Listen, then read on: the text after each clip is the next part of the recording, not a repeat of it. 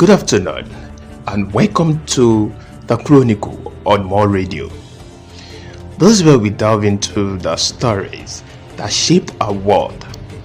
I'm Israel Baola, and today, as the clock strikes 2 p.m. here in the UK, we are exploring one of the most infamous figures of the 21st century. What am I talking about? I'm talking about Osama bin Laden. From a life of privilege in Saudi Arabia to masterminding global terror, his story is a chronicle of radicalization, war, and a decade-long manhunt that changed history. Over the next few minutes, we traced his path step by step. Just stay with us. This is the Chronicle. Do well to follow us on all our social media platforms. Yes, at MOR Radio on Instagram, at MOR Radio on Facebook, at MOR Radio on all social media platforms. Israel Baola is my name. You're my first enigmatic personality. You can always call me a media man. I'm always a bigger and better. Yes, where do I start today? Osama bin Laden. Osama bin Muhammad bin Awad bin Laden was born on March 10, 1957 in Riyadh, Saudi Arabia. He wasn't just any child. He was the 17th of over 50 siblings in one of the wealthiest families in the kingdom. His father, Muhammad bin Laden, a Yemeni immigrant, built a construction empire worth billions, rubbing shoulders with Saudi royalty. But young Osama's life was marked by heavy loss. His parents divorced soon after his birth, and his father perished in a plane crash in 1967.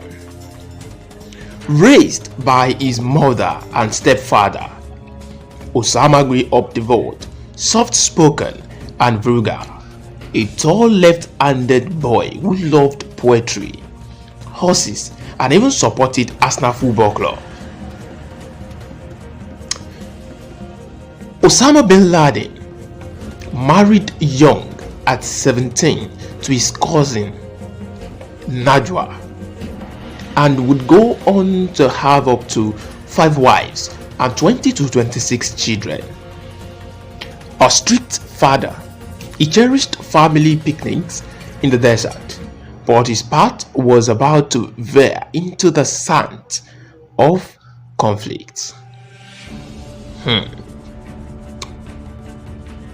Let's talk about his education and influences. Osama bin Laden attended the elite Al-Qaeda Model School in Jeddah, then studied economics and business at King Abdulaziz University.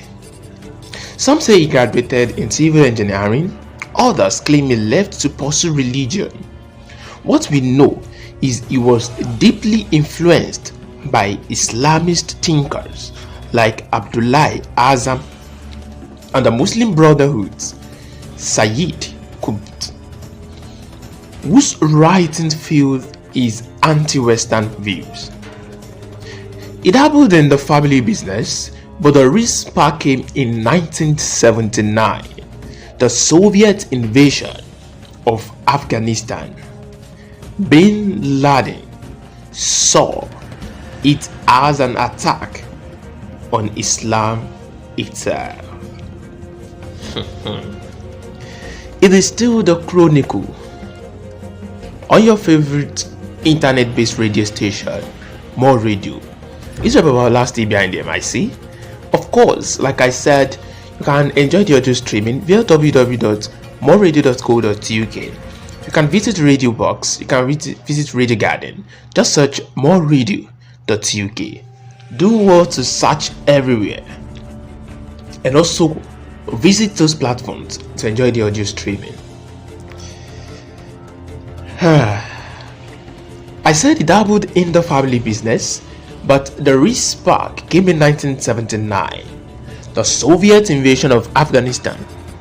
Bin Laden saw it as an attack on Islam itself. So, by 1980, he was in Pakistan, funneling his inheritance, estimated at $25 to $30 million, into the Mujahideen resistance. He built roads, hospitals, and tunnels, earning a reputation as a financier of jihad. In 1984, alongside Azan, he founded Maktab Al-Qaeda, recruiting Arab fighters worldwide. Bin Laden wasn't just a banker.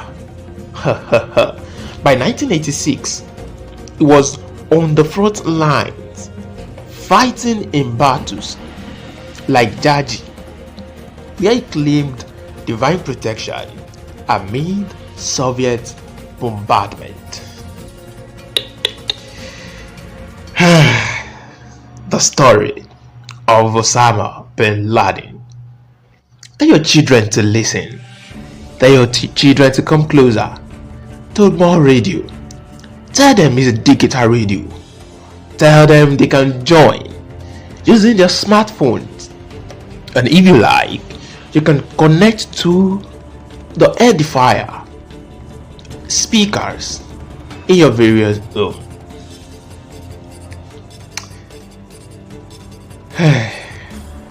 The Soviets, like I said, withdrew in 1989 and bin Laden returned to Saudi Arabia, a hero, but heroes often clash with king. On this segment, I will be talking on Afghan jihad and return. The Afghan war hardened bin Laden. He had no direct ties to the CIA, though some training came via US linked figures. His experiences birthed a vision, a global network of holy warriors. In 1988, he founded Al-Qaeda, the base, initially a database of fighters, but soon a militant group aiming to purge Muslim land of foreign influence. Tensions with Azan led to a split. Azan was assassinated in 1989 with whispers unproven of bin Laden's involvement. Back home, the 1919 Iraq invasion of Kuwait ignited his fury. He offered Al-Qaeda to defend Saudi Arabia, but the royals chose American troops instead. To bin Laden, US boots on holy soil was blasphemy. Placed under house arrest, he fled to Sudan in 1992 after a brief stop in Afghanistan. Let's talk about the takeoff followed by the marketplace pursue. In Sudan, hosted by the Islamist regime, bin Laden invested in Farms Road, a tannery employing ex-Mujahideen, but he was plotting to linked to attacks like the 1995 attempt on Egypt's Barak. Saudi Arabia stripped his citizenship in 1994, freezing his assets. Under US pressure, Sudan expelled him in 1996. He lost millions and returned to Afghanistan, aligned with the rising Taliban. So from Jalalabad, his ideology crystallized a pan-Islamist call to arms against secularism, democracy, and the West. In August 1996, he declared jihad on US forces in Saudi Arabia, blaming them for Iraqi sanctions and support for Israel. It is the Chronicle on MOR Radio UK. It's up about last TBI DMIC. Of course, like I said, you can link up with us on www.morradio.co.uk. You can go to Radio Garden, just search MOR Radio, search MOR Radio, and you go to that. So, 2 years later, in 1998, Bin Laden and allies like Ayman al-Zawahiri issued a fatwa Muslim must kill Americans and their allies, civilians included, wherever possible. It was a declaration of total war. Now, he gave chilling interviews to Western media, vowing holy war. Al-Qaeda grew with cells in Yemen, Libya, Bosnia, and beyond. And then the attacks began. It is still the Chronicle. Coming up, the bombings that shook the world. Bin Laden's hand was first suspected in the 1992 Aden hotel bombings, targeting US troops headed to Somalia. 2 civilians died. He praised the 1993 World Trade Center bombing, though not directly involved. In 1995, a Riyadh blast at a US Saudi facility killed 7. The 1996 Koba Towers attack in Saudi Arabia claimed 19 American lives. Initially blamed on Bin Laden, later linked to a Shiite group with possible ties. But 1998 marked escalation. Simultaneous truck bombs at US embassies in Nairobi, Kenya, and Dar es Salaam, Tanzania. Over 220 dead, including 12 Americans, thousands injured. Bin Laden claimed it as revenge for US policy. I believe you are enjoying my story. It is the story of Osama bin Laden, the terrorist in the world some years ago. President Clinton retaliated with missile strikes on Afghan camps and a Sudanese factory. Operation Infinite Reach, but bin Laden invaded, mocking the West. In 2000, the USS Cole was bombed in Yemen. 17 sailors killed in a suicide attack. Al-Qaeda's reach extended to Bosnia, Kenya, Somalia, even the 1997 Luxor massacre in Egypt. The US indicted him in 1998, placing a $5 million bounty on his head, later raised to $25 million. The UN labeled Al-Qaeda terrorist in 1999, but bin Laden was untouchable, hidden in Taliban-controlled Afghanistan. Then came September 11, 2001. 19 Al-Qaeda hijackers seized 4 planes.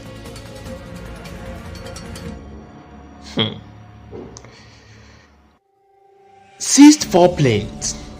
2 slammed into New York's World Trade Center towers, which collapsed in flames. 1 hit the Pentagon. The 4th crashed in Pennsylvania after passengers fought back. Nearly 3,000 dead. The deadliest terror attack in history. 3,000 people was killed. What a terrorist. Bin Laden denied involvement at first, but claimed responsibility in 2004 videos, citing US support for Israel and military presence in Muslim land. It is the MOR Radio. Isabella behind the MIC, and of course, this is the Chronicle. Every 2 p.m. UK time and 3 p.m. Nigerian time. This is where you get to enjoy the show. Moving forward, the world changed. President Bush launched the war on terror. US forces invaded Afghanistan, toppling the Taliban by December 2001.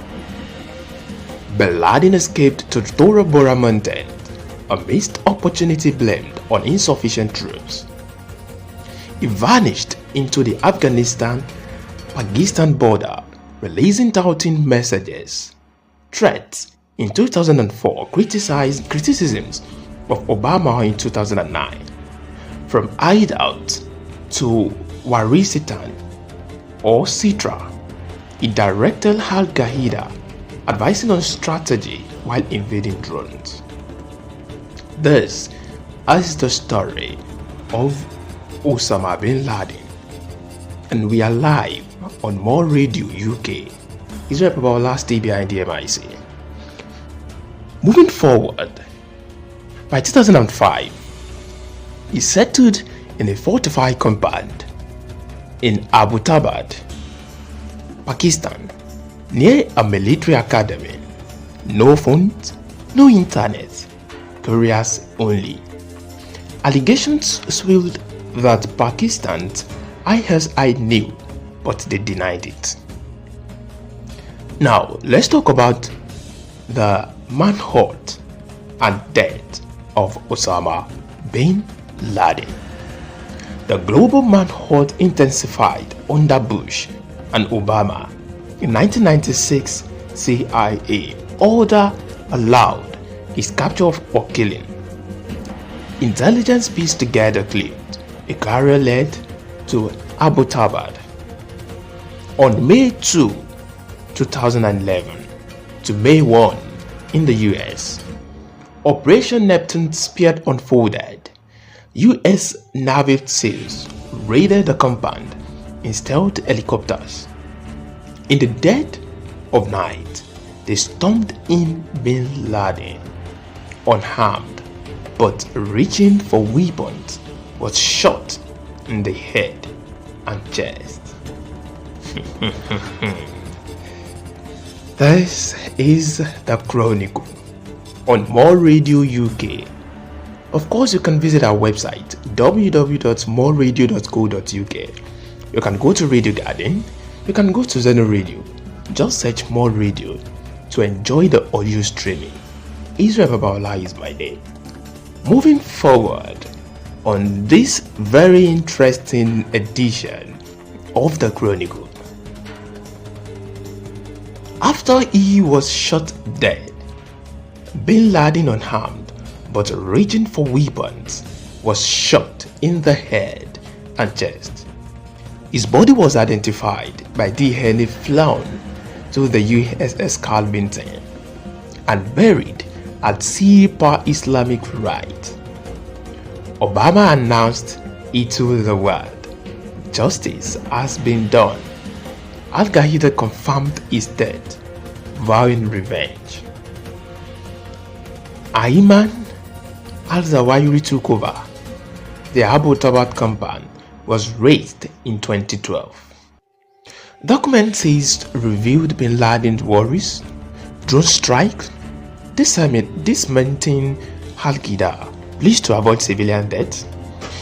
His family scattered, some detained in Iran. In Iran, others, like son Hamza, imagines new threat. Osama bin Laden's legacy is one of devastation. His attacks killed thousands, sparked wars in Afghanistan and Iraq, costing trillions, and birthed a new era of surveillance and counter-terrorism. Al-Qaeda splintered into franchises, inspiring ISIS and lone wolf attacks worldwide. Yet, his death weakened the group.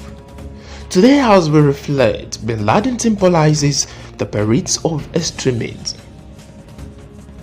Extremism, a man who twisted faith into fury, reshaping geopolitics forever. Was he a monster or a product of times? That's for history to judge. Well, I'm afraid that's all I will be able to take on this edition of the Chronicle. That's our Chronicle of Osama bin Laden. Join me again next week, Saturday, by 2 p.m. UK time and 3 p.m. Nigerian time on your favorite radio program, the Chronicle. So for more stories, for more research, stay connected with us on MOR Radio. This is my name. I'm a first enigmatic personality. You can always call me a middleman. I'm always a bigger and better. Yes, UK, like I do say, be good, do good, and be real always. Israel Babalola, I bow out.